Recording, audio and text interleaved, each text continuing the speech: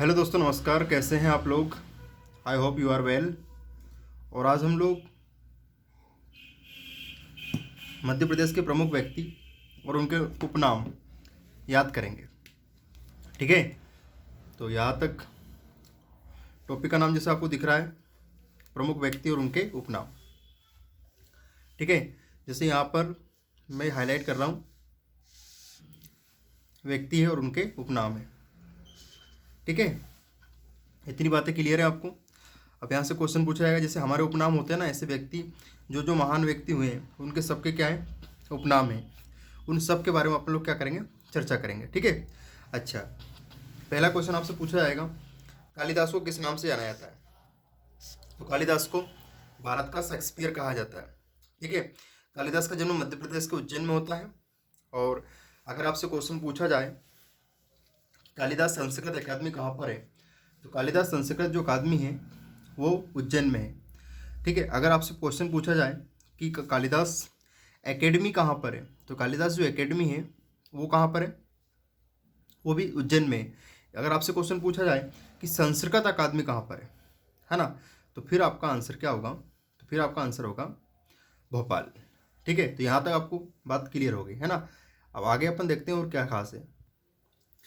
अच्छा, कालिदास से कौन कौन से संभावित क्वेश्चन बन सकते हैं उनके बारे में अपन चर्चा कर लेते हैं। जैसे कालिदास, तो कालिदास एकेडमी पूछे आपसे, तो आपको आंसर क्या लगाना है, उज्जैन लगाना है। संस्कृत मेंशन कर दे आपसे कि संस्कृत अकादमी कहाँ पर है, तो फिर आपको कालिदास संस्कृत अकादमी पूछ ले तो उज्जैन, और ओनली संस्कृत पूछे, ओनली संस्कृत एकेडमी पूछे, तो फिर आपको कहाँ लिखना है, तो फिर आपका आंसर होगा भोपाल। ठीक भाई। अच्छा, दूसरी बात, जो कालिदास थे वो संस्कृत के महान कवि थे। संस्कृत के कैसे कवि थे, महान कवि। स्टार्टिंग में तो ये बेंडे टाइप थे, इनको इनकी पत्नी से बहुत प्यार था, लेकिन इनकी पत्नी ने बोला कि जितना मोह आप मुझसे रखते हो, अगर इतना मोह अपनी किताब काफ़ी से रखोगे तो हो सकता है कि आपका सिलेक्शन हो जाए।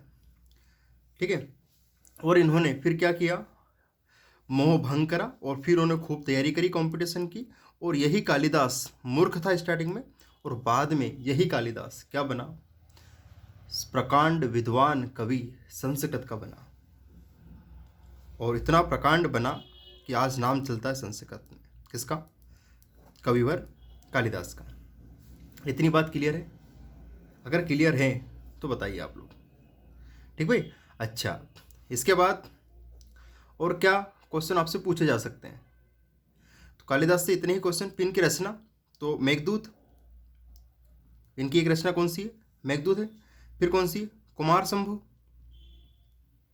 कुमार संभव।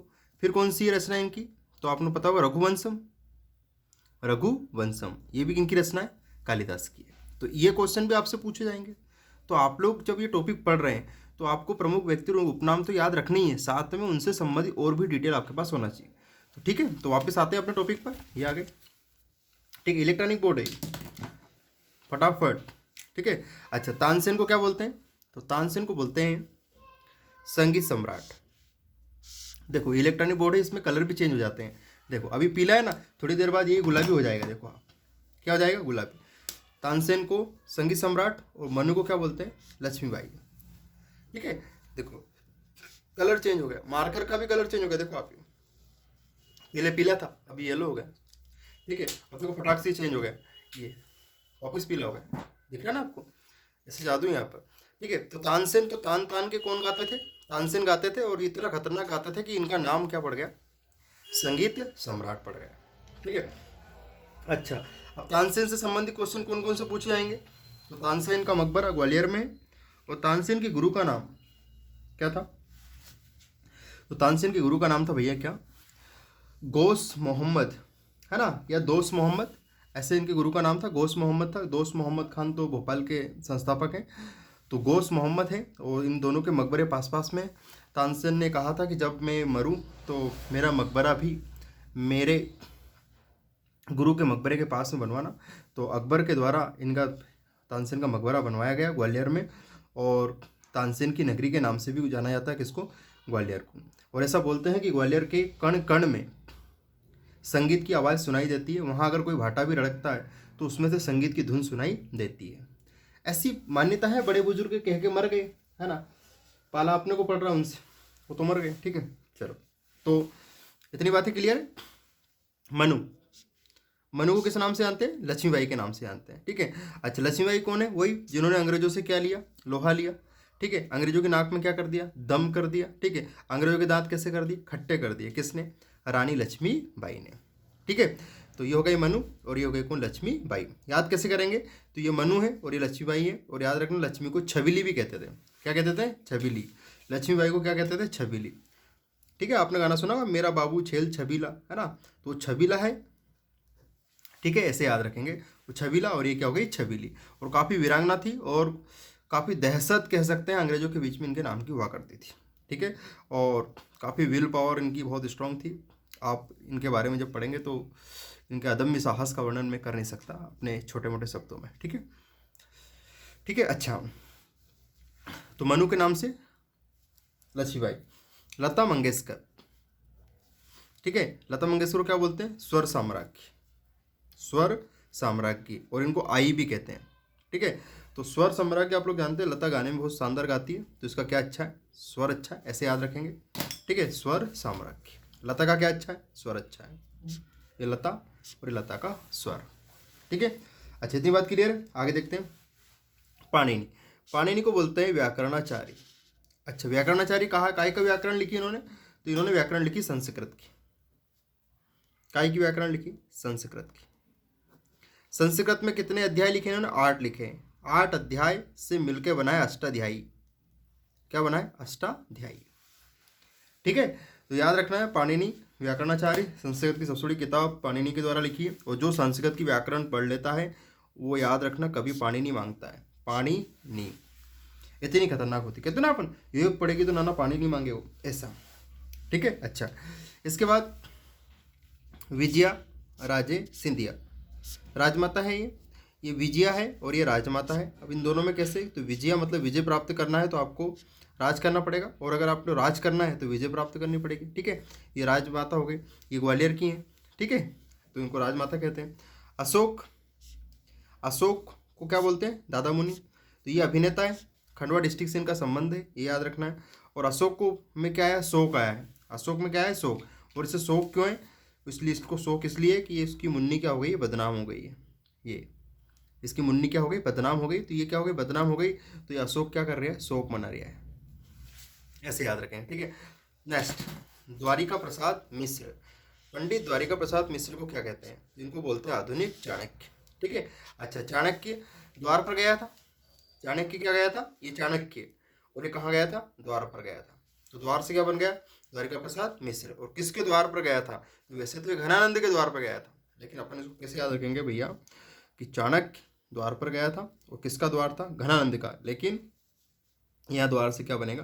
पंडित द्वारिका प्रसाद मिश्र, आधुनिक चाणक्य, ठीक है। इतनी बात क्लियर है। आगे देखते हैं। अहिल्याबाई, अहिल्याबाई होलकर को क्या बोलते हैं? लोक माता कहते हैं या देवी, है ना। ऐसा मानने में आता है कि इन्होंने अपने पुत्र मालेराव काफ़ी खतरनाक व्यक्ति हुआ करता, तो मालेराव को मरवा दिया था, हाथी के पैरों के तले दबा दिया था। किसने? अहिल्याबाई ने। और तभी से लोगों को ऐसा लगा था कि ये जो माता है ये लोगों का कल्याण करेगी, और लोगों के न्याय के लिए इन्होंने अपने पुत्र को मरवा दिया था, ठीक है। क्योंकि वो पुत्र के थोड़े चाल चलन ठीक नहीं थे, तो लोगों को भी पूरा विश्वास हो गया कि अपने को निष्पक्ष यहाँ पर क्या मिलने वाला है? न्याय। तभी से लोगों ने इनको क्या कहा? लोक माता। दूसरी बात, ये शिव की पूजा करती थी। अहिल्याबाई किसकी पूजा करती थी? शिव की। तो ये शिव भक्त थी। ये क्या थी? शिव भक्त थी। कौन? अहिल्याबाई, ठीक है। अच्छा, तो ये सारी चीज़ आपको याद हो गई। अहिल्याबाई को क्या बोलते हैं? शिव भक्त बोलते हैं। राजेंद्र कुमार, राजेंद्र कुमार, रजनीश, ओशो, ये सब इनका नाम क्या है? भगवान। तो आप लोग ओशो के बारे में अगर नहीं जानते तो मैं आपको एक वीडियो बना दूंगा ओशो के ऊपर। काफ़ी खतरनाक व्यक्ति थे, और तर्क देने में इनका कोई तोड़ नहीं है। तर्क देने में इनका क्या नहीं है? तोड़ नहीं है। बहुत ही भयंकर आदमी था, ठीक है। 136 कंट्री में बैन लगा हुआ था कि भैया हमारे इधर ओशो दिखा तो डायरेक्ट गोली मार देंगे, ठीक है। इतने खतरनाक आदमी थे, और काफ़ी निष्पक्ष, और मतलब क्या बताऊँ मैं इनके बारे में, ठीक है। हम तो इनके डाइहार्ट फॉलोअर हैं, ठीक है। अच्छा, राजेंद्र में क्या है? इंद्र आया। राजेंद्र में क्या है? इंद्र। और राजेंद्र में जब इंद्र आया तो इंद्र मतलब भगवान, बात खत्म। ठीक है, ये रज नीस, इसमें भी ईस आया। ईस मतलब ओसो, ईस मतलब ईश्वर, ईश्वर मतलब भगवान। तो याद हो गया वो आपको। ठीक है, नेक्स्ट कुंजीलाल दुबे, कुंजीलाल दुबे। ठीक है, अच्छा कुंजीलाल दुबे को कैसे याद रखेंगे? देखो, ये कुंजी कुंजी कुंजी देखना बस। ठीक है, और कुंजी मतलब गाइड, और गाइड में क्या होती है? विधि होती है। गाइड में क्या होती है? विधि। ठीक है, तो विधि पुरुष। ये कुंजी लाल कलर की है और टीपने जाते थे तो इसको दबा के लेके जाते थे, तो ये हो गए मध्य प्रदेश के विधि पुरुष कुंजीलाल दुबे। वेरी सिंपल है। चलो, संत सिंगाजी, संत सिंगाजी निमाड़ के क्या थे? कबीर थे। इनको कुछ भी बात बोलो मानते नहीं थे, तो नहीं मानते थे मतलब निमाड़। और कौन नहीं मानता था कोई बात? कबीर भी नहीं मानता था। कबीर और संत सिंगाजी सेम कंडीशन। ठीक है, तो ऐसे याद रखेंगे, संत सिंगाजी के विचार किससे मिलते थे? कबीर से। तो इनको क्या बोलते हैं? निमाड़ का कबीर बोलते हैं। किन्हें? संत सिंगाजी महाराज को। ये भी काफी जानी मानी हस्ती है। ठीक है, चलो, आचार्य केशवदास, और इसे बोलते प्रेत। प्रेत भी कैसा? कठिन काव्य का प्रेत।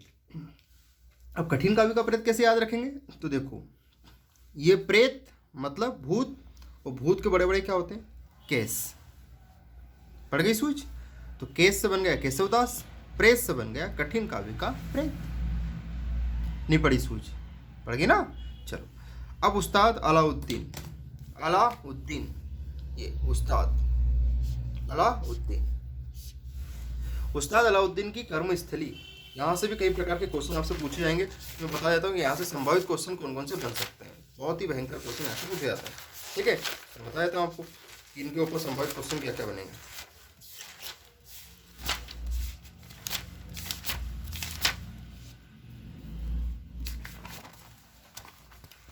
अब हम लोग बात करेंगे उस्ताद अलाउद्दीन के बारे में। तो कर लेते हैं बात, हेडिंग लिख लेते हैं यहाँ पर, उस्ताद अलाउद्दीन। ठीक भाई, ये अगर पूछे इनका संबंध, पूछा आपसे कि इनका संबंध का इससे, तो लिख देना यहाँ पर संगीत से है। संगीत में क्या बजाते थे? तो इनका जो प्रमुख संगीत यंत्र है, वाक की जो यंत्र है, वो कौन सा है? तो वो है सरोद। सरोद एक प्रकार का संगीत यंत्र है। अपन ने देखा नहीं, थोड़ा सा क्या अजीब सा लगता है सुनने में। ठीक है, सरोद बजाते थे। दूसरी बात, इनके द्वारा एक मेहर बैंड बनाया गया। एक क्या बनाया गया? मेहर बैंड। और ये जो मेहर बैंड है ये काफ़ी पॉपुलर रहा, और क्वेश्चन आता है कि मध्य प्रदेश का और भारत का सबसे प्रसिद्ध बैंड कौन सा है? मेहर बैंड है। और आपको सुन के बड़ा आश्चर्य होगा कि इस मेहर बैंड में जो बच्चे काम करते थे वो सारे के सारे अनाथ बच्चे थे, उनके माता पिता नहीं हुआ करते थे। और इन अनाथ बच्चों को रोजगार देने के लिए, क्या देने के लिए? रोजगार देने के लिए उस्ताद अलाउद्दीन खान ने एक ट्रेनिंग सेंटर बनाया, और उस ट्रेनिंग सेंटर में उन बच्चों को ट्रेनिंग दी, और उन लोगों ने ऐसा बैंड बजाया, ऐसा बैंड बजाया कि उन्होंने सारे बैंड की क्या बजा दी? बैंड बजा दी। और नाम रखा गया उसका नाम मेहर बैंड। ठीक है, तो उस्ताद अलाउद्दीन का आपसे पूछे संबंध किससे? तो मेहर से। और मेहर में एक चीज़ है यहाँ पर याद रखना, आपको बहुत अच्छे से याद रखना है। मेहर को, मेहर किस डिस्ट्रिक्ट में आता है? सतना में। तो इसे कहते हैं संगीत की नगरी। इसे क्या कहते हैं? संगीत की नगरी। ठीक भाई, तो ये हो गया। इसके बाद उस्ताद अलाउद्दीन की कर्मस्थली कहाँ रही है? तो ये अपनों को याद रखना, सतना। और यहीं पर एक मंदिर है, संगीत मंदिर। कौन सा मंदिर हो जाएगा? संगीत मंदिर। और इस मंदिर का संबंध का इससे? इस मंदिर का संबंध है शारदा देवी से। शारदा देवी से। या तो आपसे पूछे शारदा देवी का मंदिर का संबंध का इससे? तो संगीत से। और पूछे कि संगीत से संबंधित मंदिर कौन सा है? तो शारदा। और पूछे कहाँ पर है? तो सतना में। सतना में कहाँ पर है? तो मेहर में। मेहर कहाँ है? तो सतना में। इतनी बात क्लियर है कि नहीं भाई? अच्छा, उस्ताद अलाउद्दीन समारोह पूछा आपसे, क्या पूछ ले कि उस्ताद अलाउद्दीन क्या समारोह कहाँ मनाते हैं? तो उस्ताद अलाउद्दीन जो समारोह है ये मनाते हैं सतना में। तो सर सतना में कहाँ? सतना तो जिला है, तो सतना में मनाते हैं मेहर। अगर उस्ताद अलाउद्दीन के साथ आपसे पूछ ले अकादमी, पूछ ले क्या पूछ ले? अकादमी। तो फिर अकादमी अगर पूछे तो अकादमी भैया भोपाल में है, याद रखना है ध्यान से। समारोह अलग जगह पे मनेगा, एकेडमी इनके नाम की कहाँ पर है? भोपाल में है। क्या ये बातें आपको समझ में आ रही है? अगर आ रही हो तो आप बताइएगा। ठीक है, नहीं आ रही हो तो भी बताना कमेंट में। ठीक भाई, अच्छा, और क्या सुधार कर सकते हैं वो भी आपको बताना है। आगे बात करें तो उस्ताद अलाउद्दीन हो गए। अच्छा, फिर है सैयद मुश्ताक। सैयद मुश्ताक अली। सैयद मुश्ताक अली का संबंध कायसे? तो इनको बोलते हैं कैप्टन। विदेशी धरती पर पहली बार शतक किसी व्यक्ति ने लगाया तो वो कौन था? सैयद मुश्ताक अली। मुश्ताक को 3 बार बोलेंगे तो इसमें ताक आ रहा है, और हमारी मालवी में ताक मतलब क्या होता है? आलिया होता है। क्या होता है? आलिया। आलिया भट्ट नहीं, आलिया होता है ताक, ठीक है। और उसमें क्या रखा है अपने? कैप रखा है। तो ताक में क्या रखा है? कैप। ताक में क्या रखा है? कैप। ऐसे याद रखेंगे, ठीक है। अच्छा, इसके बाद अवंतीबाई। अवंतीबाई को क्या बोलते हैं? रामगढ़ की रानी बोलते हैं, है ना। रामगढ़ पूछे कि रामगढ़ किस जिले में आता है, तो लिख देना आँख में इसके, मंडला में आता है। मंडला जिले में क्या आता है? रामगढ़ आता है, ठीक है। और किसी जमाने में ये गोंडों की क्या हुआ करती थी? राजधानी हुआ करती थी, है ना। गोंड शासक हुआ करते थे यहाँ पर, ठीक है भाई। अच्छा, इसके बाद देखते हैं पंडित माखन लाल चतुर्वेदी, एक भारतीय आत्मा, ठीक है। अब इसे याद रखेंगे भैया, ये माखन है, और माखन खाने से क्या तृप्त हो जाती है? आत्मा। ऐसे याद रखेंगे, ठीक है। अच्छा, नेक्स्ट क्या है? बाबूलाल गौर।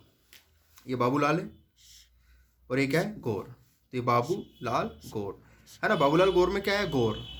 जब इसको गौर से देखेंगे अपन तो ये कैसा दिखेगा? ये बुलडोजर जैसा, ऐसे याद रखेंगे। तो बाबूलाल गौर को क्या बोलते हैं? बुलडोजर बोलते हैं, ठीक है।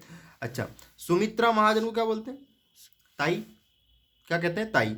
इसको कैसे याद रखेंगे? सुमित्रा में त्रा आया, और त्रा से मतलब ता से क्या बन जाएगा? ताई। और लताबाई को क्या बोलते हैं? आई।